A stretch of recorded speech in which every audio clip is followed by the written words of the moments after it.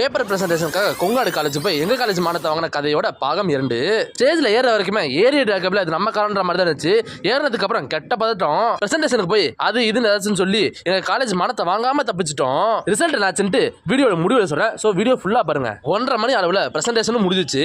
மதிய சாப்பாட்டுக்கு சோறு முட்டை குழம்பு கிழங்குன்னு வச்சு சாப்பிட்டோம். நம்ம ஆசிரியர் பெருமக்கள்கிட்ட பேசிட்டு சக்கரை தூக்கல இஞ்சி தேநீரை குடிச்சிட்டு சர்டிபிகேட் வாங்குறதுக்காக தயாராயாச்சு. அவாஸ் ஒரு காலேஜ் எக்ஸ்பீரியன்ஸ் அப்படின்னு கேட்கும்போது நம்ம நண்பர் இருந்துச்சு காலேஜ் எக்ஸ்பீரியன்ஸ் பத்தி சொல்லிட்டு இருந்தாரு. இவனுங்களை மாதிரி பேப்பர் ரவுடி நான் இல்லைன்னு உனக்கு நல்லா தெரியும் சொல்லுவி. அப்படியே தேசிய ஒற்றுமை பாடல போட்டுட்டு சர்டிபிகேட் வாங்கிட்டு கிளம்பியாச்சு. இந்த ஒரு டோலரும் இந்த ஒரு டோலியும் தான் நம்ம காலேஜுக்காக ஜெயிச்சது. அவங்க வெற்றி அடைஞ்சதா இருக்கட்டும், உன் முயற்சி வெற்றி அடைஞ்சான்னு கேட்டீங்கன்னா